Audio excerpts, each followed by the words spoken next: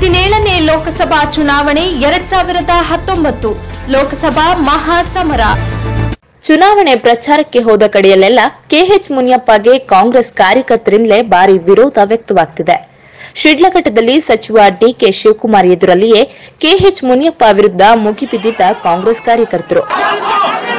ಕೋಲಾರದಲ್ಲೂ ಕೂಡ ಪ್ರಚಾರ ಸಭೆಯಲ್ಲಿ ಕೆಎಚ್ ಮುನಿಯಪ್ಪ ವಿರುದ್ಧ ಮತದಾರರು ಆಕ್ರೋಶ ವ್ಯಕ್ತಪಡಿಸಿದರು.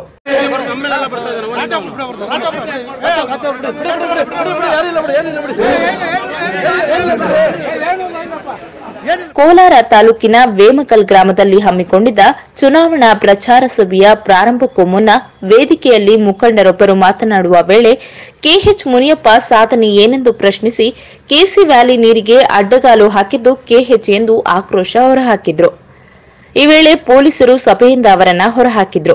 ಇನ್ನು ಕಾರ್ಯಕ್ರಮ ಪ್ರಾರಂಭವಾದ ನಂತರ ಕೆಎಚ್ ಮುನಿಯಪ್ಪ ವೇದಿಕೆ ಭಾಷಣ ಮಾಡಲು ಮುಂದಾದಾಗ ಒಬ್ಬ ವ್ಯಕ್ತಿ ಕ್ಷೇತ್ರಕ್ಕೆ ಎಷ್ಟೋ ಕೋಟಿ ತಂದಿದ್ಯಾ, ಏನು ಅಭಿವೃದ್ಧಿ ಮಾಡಿದ್ಯಾ ಎಂದು ಪ್ರಶ್ನಿಸಿದ್ರು.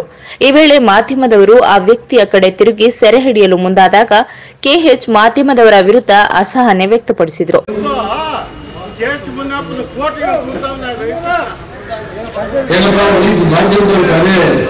ಅದೇ ದೊಡ್ಡದ ನಿಮಗೆ ಕೇಳ್ತಾರೆ. ಈಗ ಬಹುತೇಕ ನಮ್ಮ ಕಾಲದಲ್ಲಿ UPA ಸರ್ಕಾರ ಇದ್ದಾಗ 72,000 ಕೋಟಿ ರೂಪಾಯಿ ಸಾಲ ಮನ್ನಾ ಮಾಡಿ ಇಲ್ಲಿ ಎಷ್ಟು ಜನಕ್ಕೆ ಪ್ರಯೋಜನ ಆಗಿದೆ. 4 ಕೋಟಿ ಕುಟುಂಬಗಳು 20 ಕೋಟಿ ಜನಕ್ಕೆ. ಅವತ್ತಿನಿಂದ ಇವತ್ತುವರೆಗೂ ಪ್ರಯತ್ನ ಮಾಡಿದ್ರು ಕೂಡ ಒಂದು ಬಿಡಿಗಾಸನ್ನ ಸಾಲವನ್ನ ಮಾಡಕ್ಕಾಗಿಲ್ಲ. ಇವತ್ತು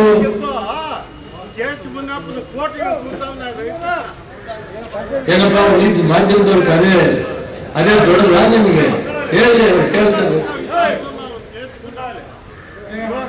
ಈಗ ಮುನಿಯಪ್ಪನವರು ಪಾರ್ಲಿಮೆಂಟ್ ಸದಸ್ಯರಾಗೋದಕ್ಕೆ ರಸ್ತೆಗಳು ಬಂತು, ಕೈಗಾರಿಕೆ ಬಂತು, ಕೈಗಾರಿಕೆಯಿಂದ ಸಾವಿರಾರು ಜನ ಮಕ್ಕಳು ಜೀವನ ಮಾಡ್ತಾ ಇದ್ದಾರೆ.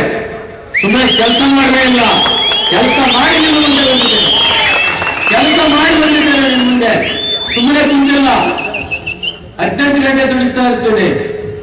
ನಾನೊಬ್ಬ ರೈತ ಕುಟುಂಬದಲ್ಲಿ ಇಟ್ಟು ನಮಗೆ ಕಷ್ಟ ಗೊತ್ತಿದೆ, ನೀರಿಲ್ಲ, ಜನರಿಗೆ ಏನ್ ತೊಂದರೆ ಇದೆ, ಆಲ್ಟರ್ನೇಟ್ ಕೈಗಾರಿಕೆ ಇದ್ರೆ ಬದುಕಲಿಕ್ಕೆ ಆಗ್ತದೆ ಅಂತ ಹೇಳಿ ಕೆಲಸ ಮಾಡಿದ್ದೀವಿ.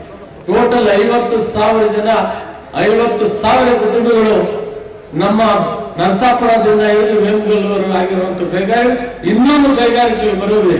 ಈಗಾಗಲೇ ಒಂದು ಕೈಗಾರಿಕೆ ಟೆಲಿಫೋನ್ 10,000 ಜನ ತಗೊಳ್ಳುವಂತದ್ದು ಕೈಗಾರಿಕೆ ಫೈನಲ್ ಬಂದಿದೆ.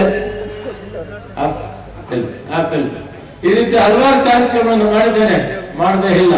ಇವತ್ತು ರೈತರಿಗೆ ಸಾಲ ಮನ್ನಾ ಮಾಡಕ್ಕಾಗಲಿಲ್ಲ ಬಿಜೆಪಿಯಿಂದ, ಶಾಂತಿ ಇರೋಕ್ಕಾಗಿಲ್ಲ ದೇಶದಲ್ಲಿ, ಅಟ್ರಾಸಿಟೀಸ್, ಕೊಲೆಗಳು, ಪರಿಶಿಷ್ಟ ವರ್ಗ ಬುಡಕಟ್ಟಿನವರಿಗೆ ದೇಶದ ಉದ್ಯೋಗಕ್ಕೂ ಆಗಿದೆ.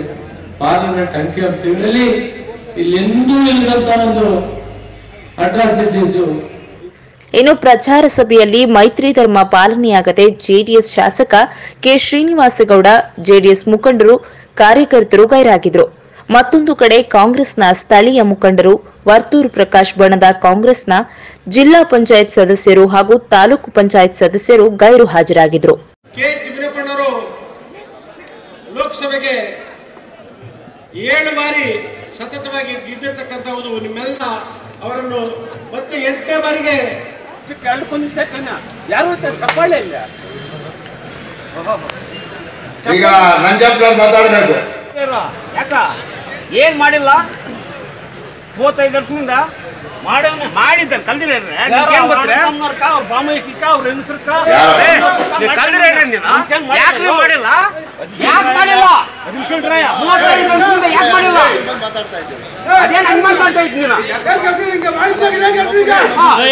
ಯಾವಾಗೂ ಗಲಾಟೆ ಆಗಿದೆ, ಸರಿ ಹೋಗೋದು. ಗಲಾಟೆ ಅಲ್ದಿದ್ರೆ ಹೊರಗಡೆ ಹೋಗ್ತಾರೆ, ಕೇಳಿಬಿಟ್ರೆ ಉತ್ತರ ಹೇಳ್ಬಿಟ್ರೆ ಎಲ್ಲ ಸಮಾಧಾನ ಆಗುತ್ತೆ. ನೋಡಿ, ಇವರೆಲ್ಲ ಮಾಡಲ್ಲ. ಎಲ್ಲ ಕಡೆ ದೊಡ್ಡ ಪಾರ್ಟಿಗಳು ಭಿನ್ನಮತ ಇರ್ತವೆ, ಸಮಯ ಬರ್ತಾ ಬರ್ತಾ ಸರಿ ಇರ್ತದೆ. ಇವತ್ತು ಈ ಮುನಿಯಪ್ಪನವರು ಸಭೆ ಕರೆದಿದ್ರು, ಒಂದು 5,000 ಜನ ಸಭೆ. ಡಿಕೆ ಶಿವಕುಮಾರ್ ಬಂದರು, ಎಲ್ಲ ಸಭೆ ಆಯಿತು. ಅವ್ರ ಕಷ್ಟಗಳನ್ನು ಹೇಳಿದ್ರು, ಅದಕ್ಕೆ ಪರಿಹಾರ ಕಂಡುಕೊಂಡ್ರು. ಇವತ್ತು ನೋಡಿ ಅವರು ಮುಂದೆ ಸಾಕ್ತಾರೆ. ಅವರು ಒಬ್ಬ ಸೀನಿಯರ್ ಲೀಡರ್, ಅವರ ನಾಯಕರು ಅವ್ರು ಹೇಳಿದ ತೀರ್ಮಾನ ನಮ್ಮ ಭಿನ್ನಾಭಿಪ್ರಾಯ ನೋಡಿರಲಿ, ನಾವೆಲ್ಲ ಒಗ್ಗಟ್ಟಾಗಿರ್ತೇವೆ, ಕಾಂಗ್ರೆಸ್ಸನ್ನು ಗೆಲ್ಲಿಸ್ತೀವಿ ಅಂತ ನಿರ್ಣಯ ಮಾಡಿ. ಇವತ್ತು JDS ಅವರು ಇಲ್ಲಿ ಸ್ವಲ್ಪ ಭಿನ್ನಾಭಿಪ್ರಾಯ ಈ ತಾಲೂಕಿನಲ್ಲಿ ಸೀಮಿತವಾಗಿದೆ. ಅದಕ್ಕೆ ಈಗಾಗಲೇ ಹಿರಿಯ ಅಂತ ಕುಮಾರಸ್ವಾಮಿ ಅವರು ದೇವೇಗೌಡರು ಕೂಡ ಮಾತಾಡಿದ್ದಾರೆ. ಇಲ್ಲಿ ಇರೋ ಎಲ್ಲ ಮುಖಂಡರು ಮಾಡ್ತಾರೆ. ಇವತ್ತು ನಾಳೆ ಒಳಗಡೆ ಎಲ್ಲ ಸಮಾಧಾನ ಆಗ್ತದೆ, ಸರಿ ಹೋಗ್ತದೆ. ಈ ದೇಶ ಉಳಿವಿದೆ. ಜಾತ್ಯತೀತ ಬಗ್ಗೆ ಯಾಕೆ ಒಗ್ಗಟ್ಟಾಗಿದ್ದೀವಿ ಅಂದರೆ ಈ ದೇಶದಲ್ಲಿ ಇವತ್ತು ಪ್ರಜಾಪ್ರಭುತ್ವ ಇರ್ತದೆ ಇಲ್ವಾ, ಸಂವಿಧಾನ ಇರ್ತದೆ ಇಲ್ವಾ ಅನ್ನೋಷ್ಟು ವಾತಾವರಣ ನಿರ್ಮಾಣ ಆಗಿದೆ. BJP ಅವರು ಆಯ್ಕೆ ಮಾಡಿದ್ದಾರೆ. ಆದ್ದರಿಂದ ಈ ದೇಶದ ರಕ್ಷಣೆಗಾಗಿ, ಸಂವಿಧಾನ ಬದ್ಧತೆಗಾಗಿ ನಾವೆಲ್ಲ ಒಂದಾಗಬೇಕಾಗಿದೆ. ಅನಿವಾರ್ಯವಾದಂಥ ಟೈಮ್ ಬಂದಿದೆ. ಬಹುತೇಕ ಅವರು ಕೂಡ ಸಹಕರಿಸ್ತಾರೆ. ಒಂದೆರಡು ದಿನ ಎಲ್ಲ ಸರಿ ಹೋಗ್ತದೆ. 13ನೇ ತಾರೀಕು ಈ ಕೋಲಾರಕ್ಕೆ ಬರ್ತಾರೆ. ಆಗ ಈ ಕಾರ್ಯಕ್ರಮ ಒಂದು ಮಹಾ ಸಮಾರಂಭನೆ ನಡೀತದೆ. ಅದರಲ್ಲಿ ಸನ್ಮಾನ್ಯ ಮಾಜಿ ಪ್ರಧಾನಿಗಳಂತ ದೇವೇಗೌಡರು, ಕುಮಾರಸ್ವಾಮಿಯವರು, ಸಿದ್ದರಾಮಯ್ಯನವರು, ನಮ್ಮ ಪರಮೇಶ್ವರ್ ಅವರು, ದಿನೇಶ್ ಗೌಡರು ಎಲ್ಲರೂ ಕೂಡ ಭಾಗವಹಿಸ್ತಾರೆ. ಈ ಭಾಗದಿಂದ ಕೂಡ ಪ್ರತಿ ಚುನಾವಣೆಗೆ ಕೂಡ ಸೋನಿಯಾ ಗಾಂಧಿಯವರು ಬರ್ತಾ ಇದ್ರು. ಅದರಿಂದ ರಾಹುಲ್ ಗಾಂಧಿ, ಸೋನಿಯಾ ಗಾಂಧಿ ಕೂಡ ಬಂದಿದ್ದರು. ಇವತ್ತು ಕೂಡ ಬರ್ತಾ ಇದ್ದಾರೆ. 13ನೇ ತಾರೀಕು ದೊಡ್ಡ ಕಾರ್ಯಕ್ರಮ ಇರ್ತದೆ. ರಾಹುಲ್ ಗಾಂಧಿಯವರು ಬರ್ತಾರೆ. ನಾವು ಈ ಭಾಗದಿಂದ ಕೂಡ ಅವರಿಗೆ ಒಂದು ಮನವಿ ಮಾಡೋಣ. ಈ ರಾಷ್ಟ್ರದಲ್ಲಿ ಜಾತ್ಯತೀತ ಪಕ್ಷದ ಒಕ್ಕೂಟನ ನಾಯಕರಾಗಿ ಈ ರಾಷ್ಟ್ರದ ಪ್ರಧಾನಮಂತ್ರಿ ಆಗಬೇಕು ತಾವು, ಮತ್ತು ಎಲ್ಲರನ್ನೂ ಒಟ್ಟಿಗೆ ತಗೊಂಡು ಹೋಗಬೇಕು. ಈ ಸಂವಿಧಾನ ರಕ್ಷಣೆ ಮಾಡಬೇಕು, ಅನ್ನದಾತ ಅಂತ ರೈತನ ರಕ್ಷಣೆ ಮಾಡಬೇಕು ಅನ್ನೋದಕ್ಕೆ ನಾವು ಈ ಕಾರ್ಯಕ್ರಮ ರೂಪಿಸ್ಕೊಂಡಿದ್ವಿ. ಎರಡೂ ಕೂಡ ಮೈತ್ರಿ ಅಭ್ಯರ್ಥಿಗಳಿಗೆ ಮತವನ್ನು ಕೊಡಬೇಕಂತ ಮನವಿ ಮಾಡಿದ್ದೀನಿ. ಇವತ್ತು ಮುರಳೀಗೌಡ ಮತ್ತು ಮದ್ದೇರಿ ಮುರಳೀಗೌಡ ಇಬ್ಬರು ಯುವಕರು ವಿಶೇಷವಾಗಿ ಈ ಕಾರ್ಯಕ್ರಮನ ಕೇವಲ 2 ದಿನ ಟೈಮ್ ತಗೊಂಡು ಉತ್ತಮವಾದಂಥ ಕೆಲಸವನ್ನು ಮಾಡಿದ್ದಾರೆ. ನಾಳೆ ಯುವಕರ ಭವಿಷ್ಯವನ್ನು ರೂಪಿಸ್ಕೋಬೇಕಾದ್ರೆ, ಇನ್ನಷ್ಟು ಕೈಗಾರಿಕೆಯನ್ನು ಮಾಡಬೇಕಾದ್ರೆ ನಮ್ಮ ಏನು ಮೈತ್ರಿ ಸರ್ಕಾರ ಇದೆ ಮತ್ತು ಮೈತ್ರಿ ರಾಷ್ಟ್ರ ಮಟ್ಟದ ಒಂದು ಮೈತ್ರಿ ಇದೆ, ಇದಕ್ಕೆ ಆಶೀರ್ವಾದ ಮಾಡಬೇಕು. ಯುವಕರಿಗೆ ಮೋದಿಯವರು ಮಾಡಿಲ್ಲ, ಮಾಡೋದೇ ಇಲ್ಲ. ನಾಳೆ ಮೋದಿ ಸರ್ಕಾರ ಬರೋದೇ ಇಲ್ಲ. ಬರೋದೇ ರಾಹುಲ್ ಗಾಂಧಿಯವ್ರ ನಾಯಕತ್ವ ಸರ್ಕಾರ ಬರ್ತದೆ.